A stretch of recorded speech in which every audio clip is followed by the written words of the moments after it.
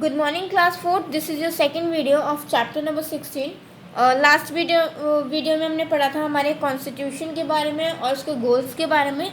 हमने अपने fundamental rights के बारे में पढ़ा था. अब हमने चैप्टर को आगे कंटिन्यू करेंगे और हम पढ़ेंगे अपने फंडामेंटल ड्यूटीज़ के बारे में कि हमारी मौलिक कर्तव्य क्या होते हैं, उनके बारे में हम पढ़ेंगे. ठीक है. As a citizen of India we are expected to follow to perform certain duties. These are fundamental duties. These duties are as follows. देखो, हम इंडिया के नागरिक हैं तो फिर हमारा एक कर्तव्य बनता है इंडिया के प्रति कि हम कुछ कर्तव्य निभाएं. ठीक है. हमारी कुछ ड्यूटीज़ हैं, उनको हम निभाएं और वो उसको कहा जाता है फंडामेंटल ड्यूटीज़. अब वो फंडामेंटल ड्यूटीज़ कौन सी होती हैं उसके बारे में पढ़ते हैं. Obey the constitution and respect is ideology. हमें अपने कॉन्स्टिट्यूशन, अपने संविधान की रिस्पेक्ट करनी चाहिए और इसको फॉलो करना चाहिए. ठीक है. Respect the national flag and national anthem. हमें अपने नेशनल फ्लैग की और नेशनल एंथम की रिस्पेक्ट करनी चाहिए. नेक्स्ट हमारा follow the noble ideas that inspired our struggle from freedom. और हमें हमारे नोबल आइडिया से इंस्पिरेशन लेनी चाहिए जो कि हमें हमारी फ्रीडम के लिए जिन्होंने स्ट्रगल किया उससे हमें इंस्पिरेशन लेनी चाहिए. ठीक है. नेक्स्ट है हमारा protect the sovereignty, unity and integrity of India. India की एकता, समानता और इन सब चीज़ को हमें प्रोटेक्ट करना चाहिए. ठीक है.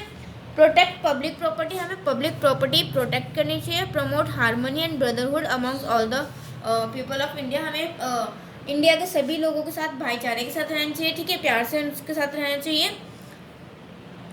Protect and improve the natural environment including forest and reverse and wild life. और हमें क्या करना चाहिए, फॉरेस्ट, वाइल्ड लाइफ्स और एनवायरनमेंट को बचाना चाहिए, उनको सेव करना चाहिए. ठीक है.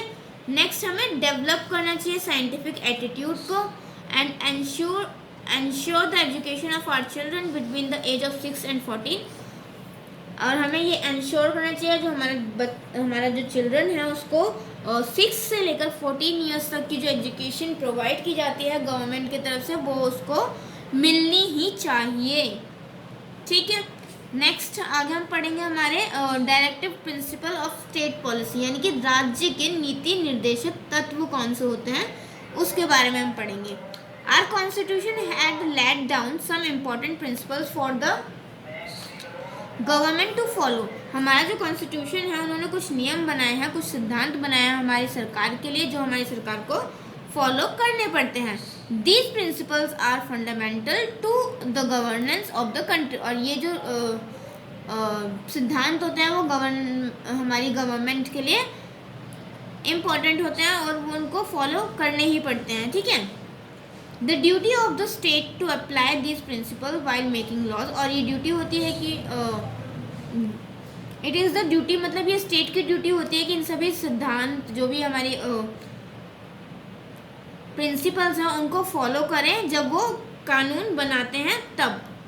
These are called directive principles of state policy. और इनको कहा जाता है directive principles of state policy.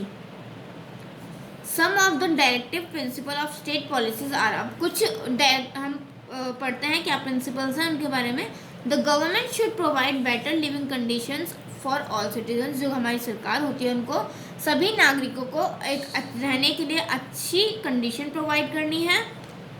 The government should provide work for all women and man. और जो हमारी गवर्नमेंट है उनको सभी मैन और वुमेन के लिए अच्छी जॉब, अच्छा काम प्रोवाइड करना चाहिए. ठीक है.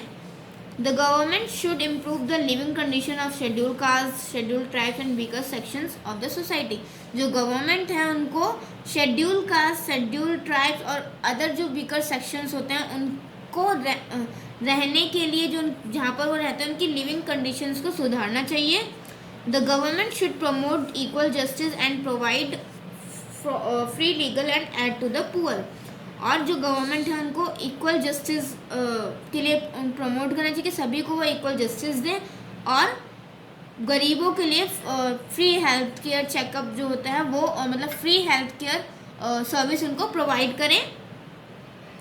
The government should promote cottage industries और उनको कॉटेज इंडस्ट्रीज़ रूरल एरियाज़ में बढ़ानी चाहिए, उसका डेवलपमेंट करना चाहिए। The government should provide equal distribution of resources to the community, और गवर्नमेंट को सभी कम्युनिटी में इक्वल जो रिसोर्सेज होते हैं, जो संसाधन होते हैं हमारे, वो सभी जगह इक्वल बांटने चाहिए। ठीक है, और हमारा लास्ट है the government should promote the principles of equal pay for equal work for the man and women, और गवर्नमेंट को ये प्रमोट करना चाहिए कि चाहे वो मैन हो चाहे वो वुमेन हो, अगर वो सेम काम कर रहे हैं तो उसके लिए वो इक्वल पे करें, जितना वो मैन को दे रहे हैं उतना ही वुमेन को भी दें। ठीक है, तो ये सारे क्या थे, हमारे डायरेक्टिव प्रिंसिपल्स थे हमारी स्टेट के। ठीक है, और क्लास आपका चैप्टर यहीं पे फिनिश होता है।